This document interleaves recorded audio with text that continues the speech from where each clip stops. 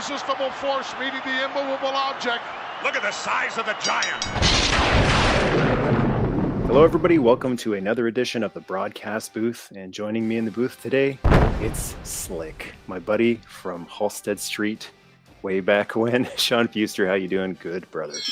Moon, I am doing well. And as the great man says, today it's going to be a happening. The crowd is going to go banana.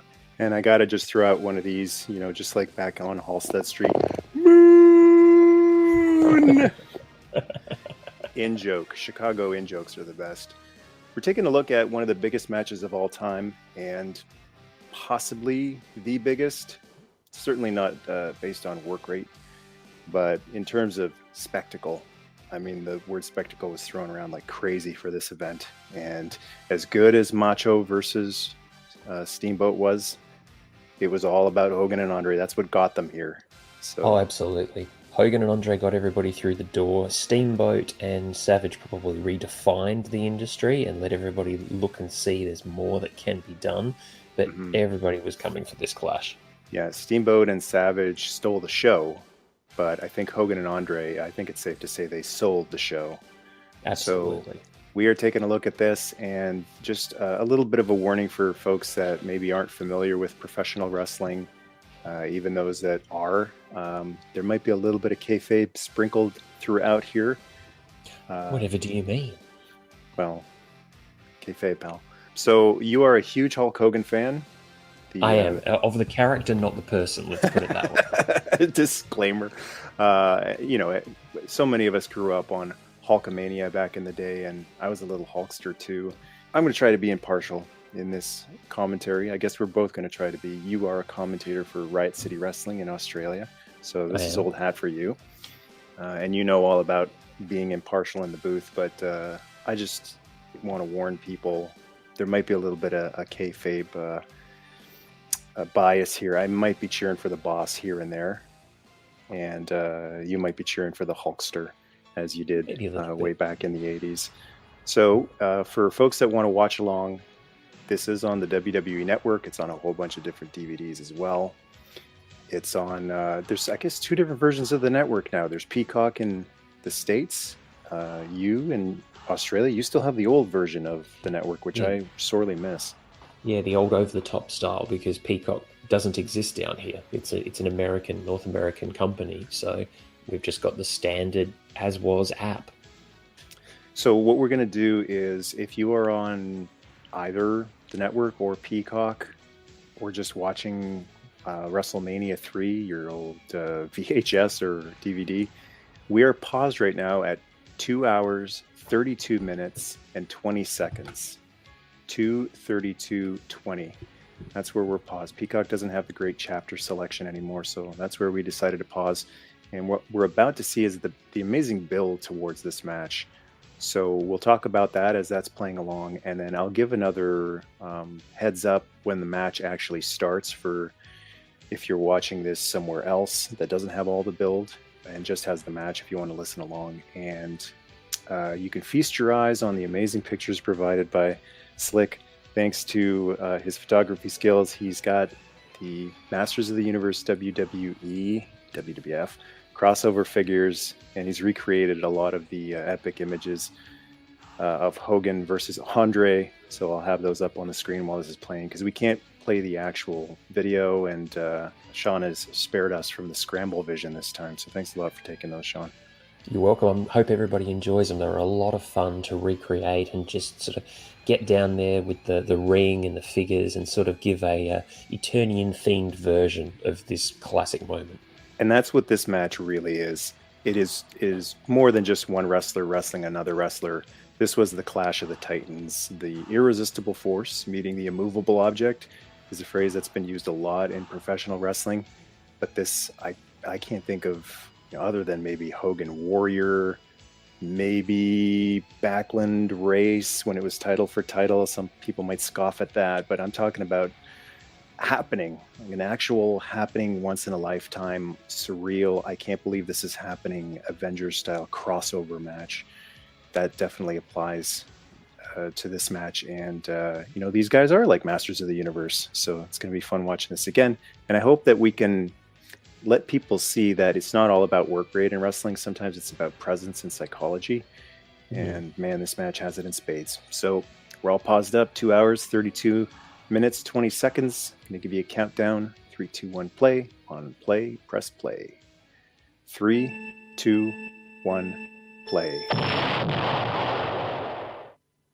And Mean Gene makes me smile. Ah, the great man. I've said it before, I'll say it again. I knew growing up I could never ever be in the ring. I could never cut it with these skinny pipe cleaner arms and this little pencil neck. But I always wanted to be Mean Gene, always wanted to be Gorilla Monsoon, always wanted to be Howard Finkel. And I'm really grateful to everyone in Riot City and World Series Wrestling and everywhere I've worked that I've had the opportunity to do just that. Mm-hmm. And Bobby. There's so many elements that were, it wasn't just Hogan and Andre. Bobby was such an important element to this whole thing. Bobby was finally really getting his revenge.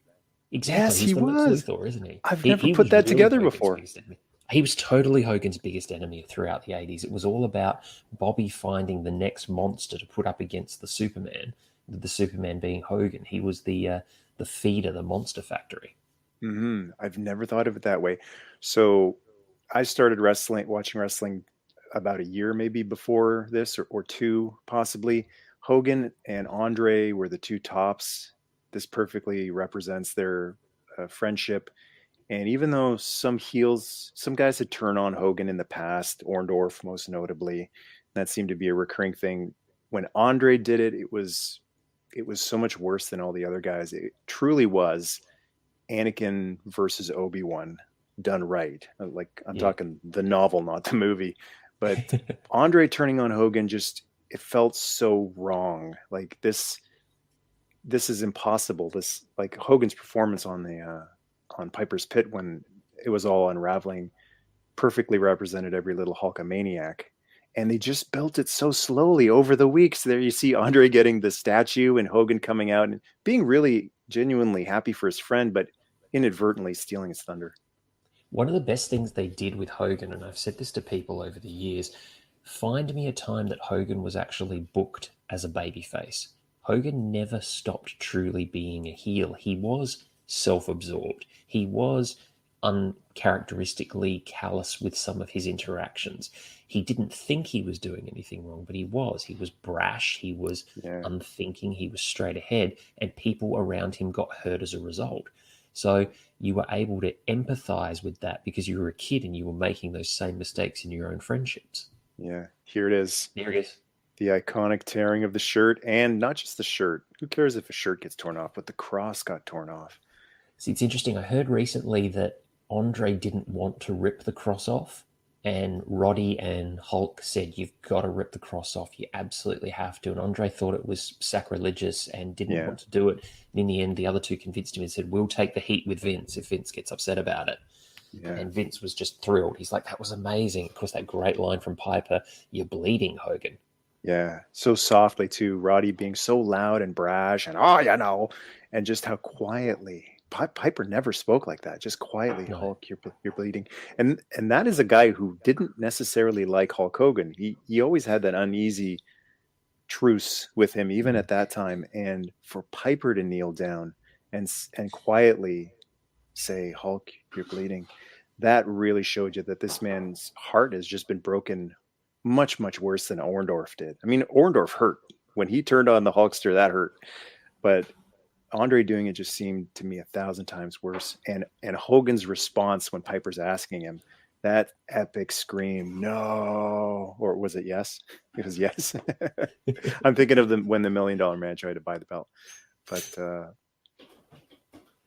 see, for me, I came into wrestling with the Hogan win over the Sheik at the Garden. It's the first match I'd ever seen. Oh, wow. And then wrestling wasn't screened on Australian television very often, so I would catch bits and pieces here and there.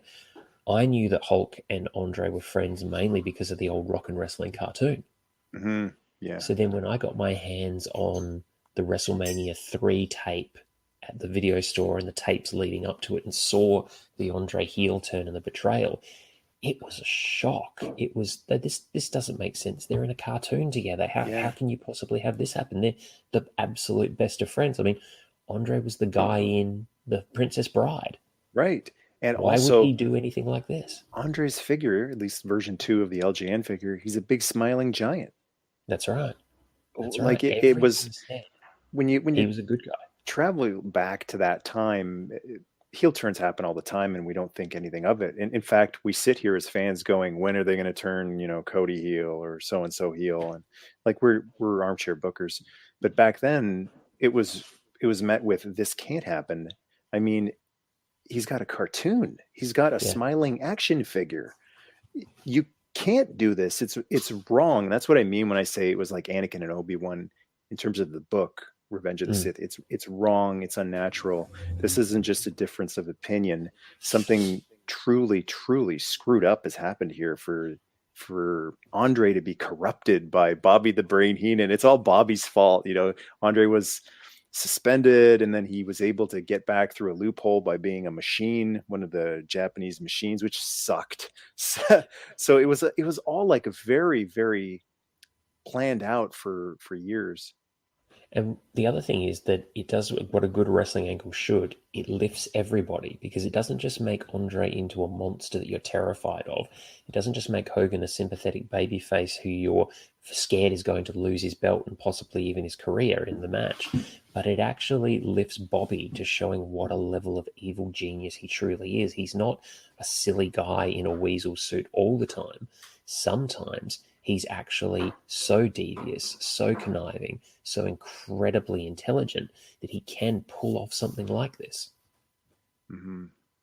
Now, I remember thinking Hogan was the underdog here, and I was pretty sure he was going to lose. And I was a huge Hulk Hogan fan back then, and I was pretty sure he was going to lose, and especially when they made him, Andre the belt, the custom giant belt.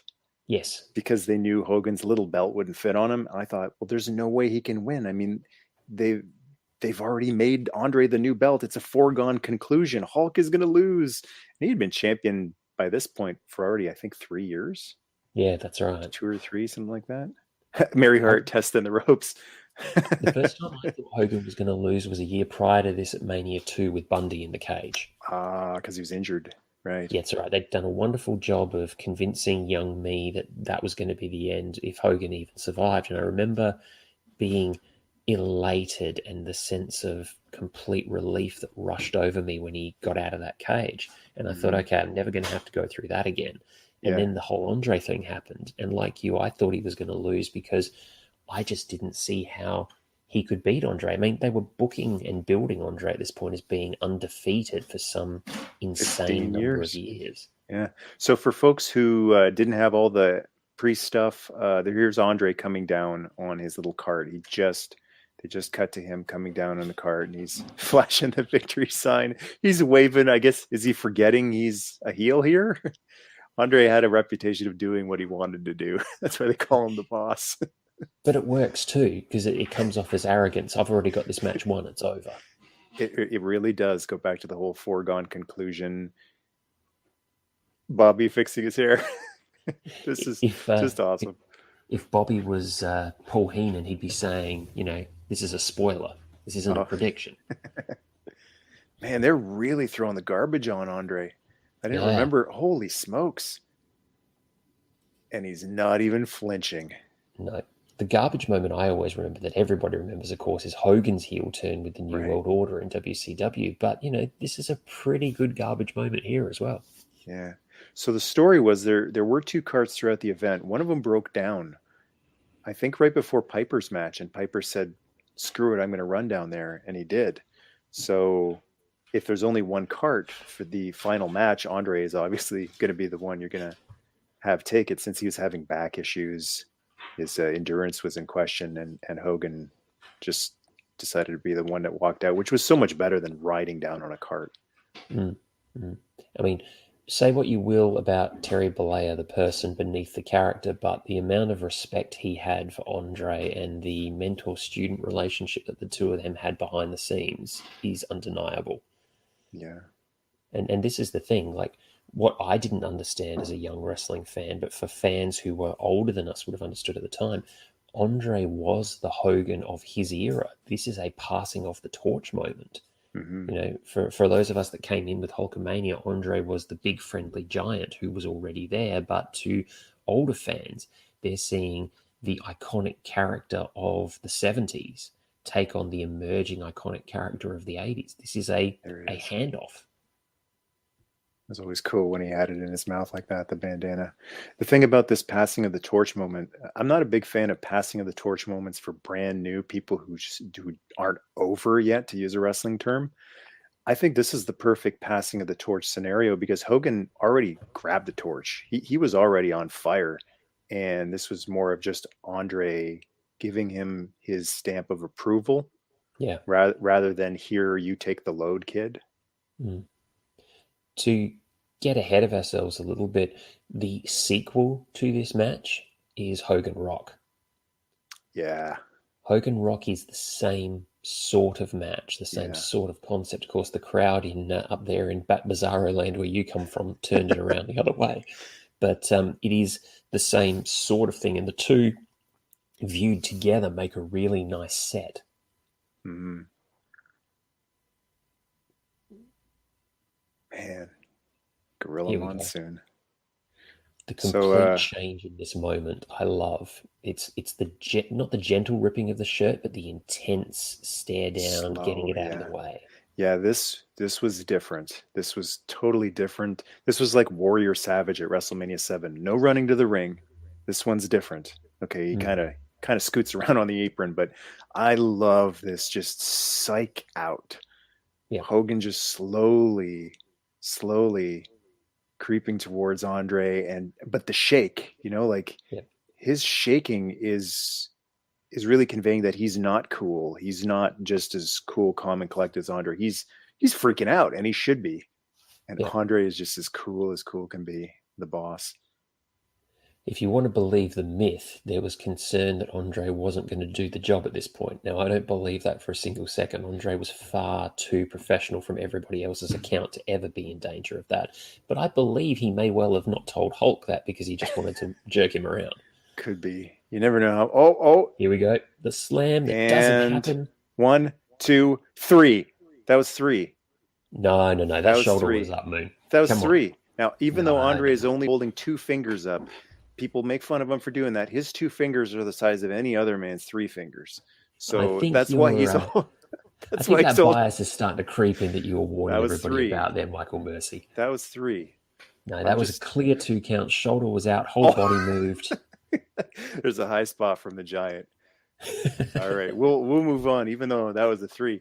But that was actually how do you book this match with Hogan, who was a good worker? He's not really given the credit he deserves. His matches in Japan were just outstanding when he wanted to work. The traditional like working match. But how do you book a match with Andre, who's severely injured at this point? Endurance is severely in question. You do something like that. You have that near fall at the very beginning. Well, let's be honest here. It was a true fall, not a near fall, but for the sake of won't you be serious? Will you stop? But you do that alleged near fall so that even though you go on through the rest of the match and it ends the way it does, unfairly, you still have that sticking point where they can still say, but we were robbed. We were robbed within like the first minute of the match, which I think is just brilliant.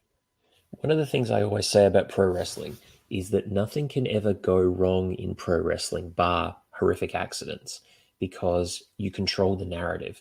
It was always meant to happen that way. So because you're controlling the narrative, you can accentuate the positives and hide the negatives. If we tell you Andre is an unstoppable machine who's going at his pace because he's so confident and he's already got this match won, it hides the fact that the poor guy is struggling through back injuries. Oh my God. That body slam. My God. That body slam was brutal, and then just stepping on him that's what Andre needed to do. He didn't need to do much. I mean, they say that a lot in wrestling. That's what I'm saying. And this is the thing. I heard someone recently explain to me that there's no such word within the industry as work rate. Work rate is a fan term. I've heard that It's recently all too. about the storytelling. It's all about the psychology. And the psychology in this is incredible. Hogan is beaten down. Picking him up like that by the back of the trunks and just Child. zeroing in on the small of the back now, hammering away. Here we go. Big Irish whip into the corner. Doesn't need to run in. Doesn't need to follow it up. And when he grabbed him by the tights, he shot up like a child. Like he just picked him up like a child by its diaper. And that's the part where we say Hogan could work because he's making that happen. Mm-hmm. Yeah, these little things that maybe go unnoticed, but when you really analyze it, use the brain scan on it, like Bobby used to do. Oh, Andre doing the Bret Hart move right there. Even Holt was tied up in the ropes there. That's a pose of supplication. We know what that means. He can't even hold himself up. All that's holding him up is the ropes. Mm-hmm. When was the last time we saw somebody in the corner go to their knees like that? I haven't seen it in years, and yet it tells the story. Gonna squish him. Oh, God. He had quite a bit of snap in his moves for as injured as he was, and you can sort of see the kind of girdle he's wearing underneath his singlet. He does have something wrapped around his back and his waist. Oh, you're right. I've never noticed that before in all these years, and now that you've said it, I can see it. Yeah. Yeah, he was wearing it. Which just blows my mind that he took the body slam at the end of the match. Mm. Now, he headbutts the...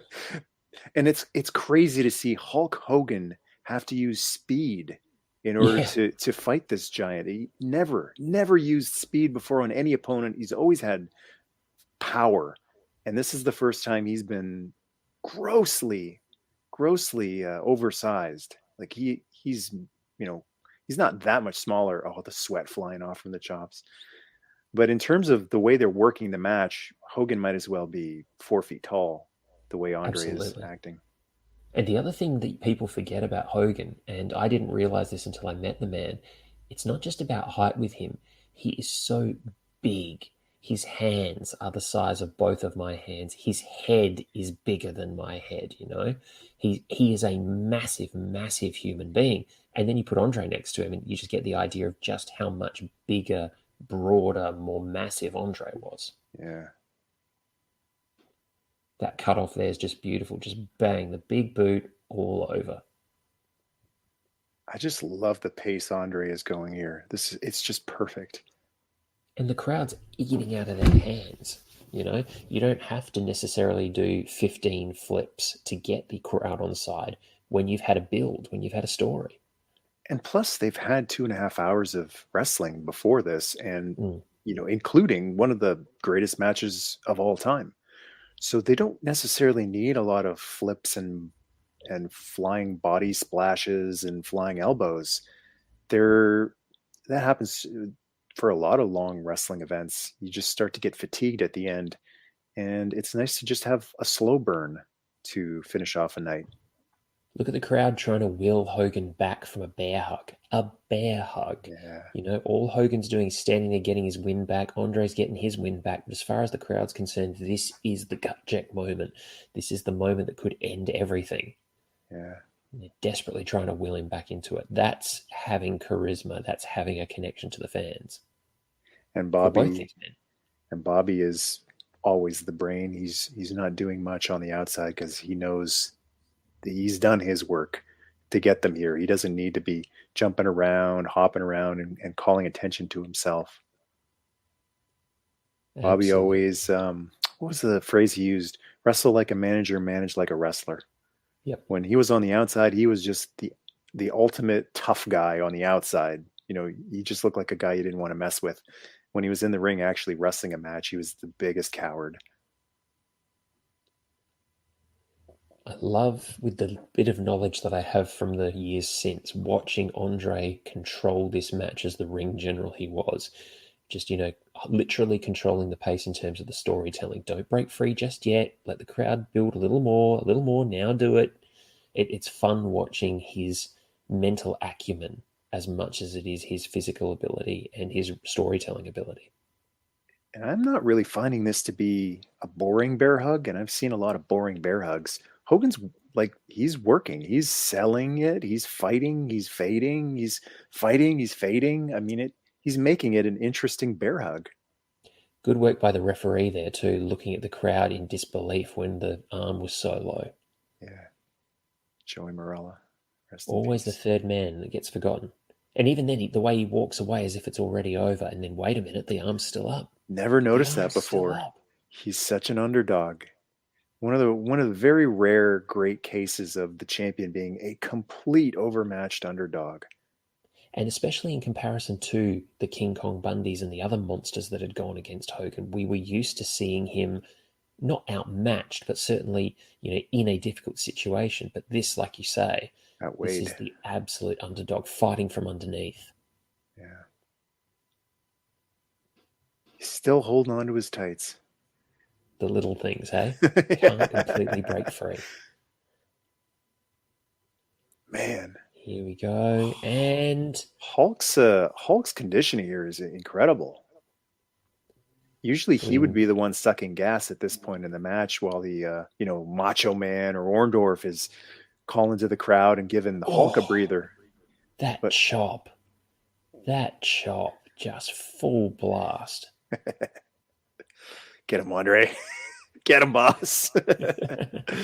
I want to give a shout out to a couple of really funny cats. They do a podcast called Lapsed Fan. They went to the Pontiac Silverdome, as shut down and dilapidated as it was, but they went down into the middle part where the ring was, and they actually did the spot. The one guy said, "Slam me, boss," and the other guy slammed him in the middle where the ring was in the Pontiac Silverdome. Now that is the equalizer.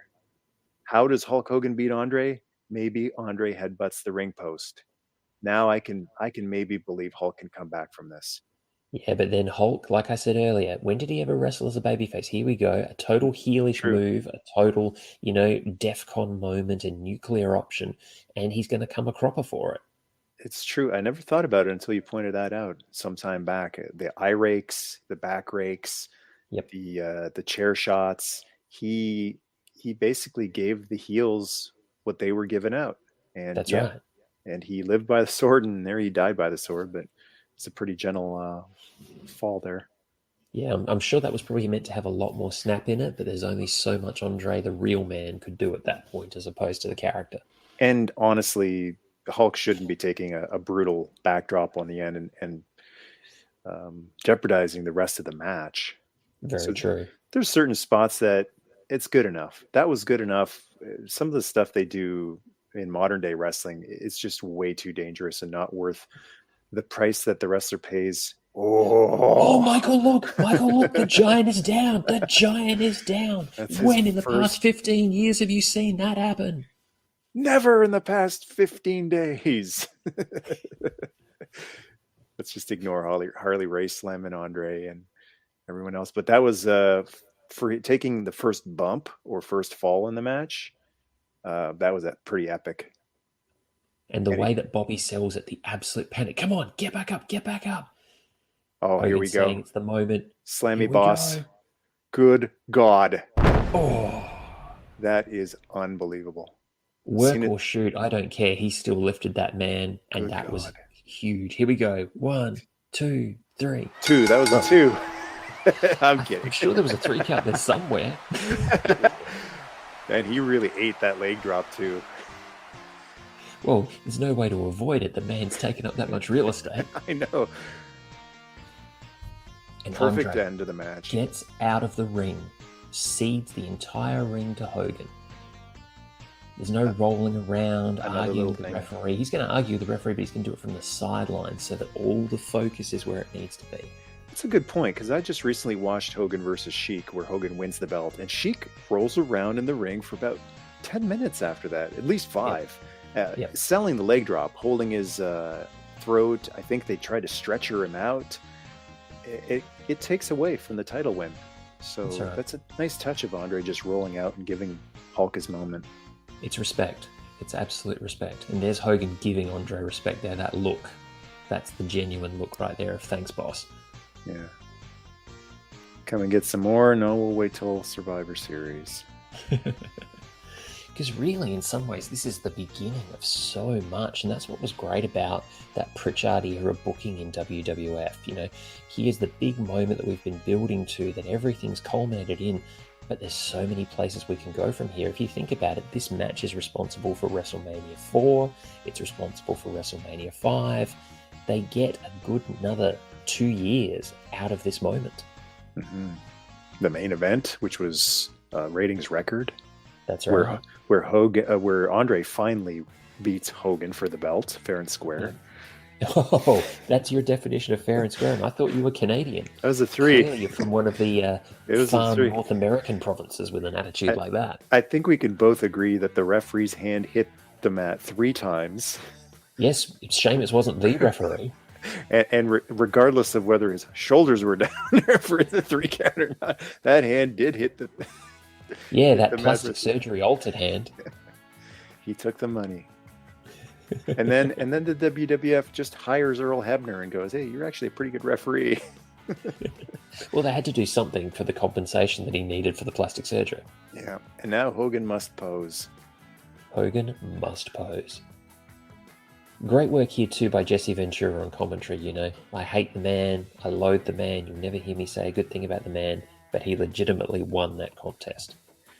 So do you think, when we did the Ultimate Warrior Hulk Hogan match commentary, we kind of, at the end of it, we said, this was Warrior's peak. It was all downhill from here. This kind of feels like this was Hulk Hogan's peak too, even though he'd still have a few good matches after this and a good run.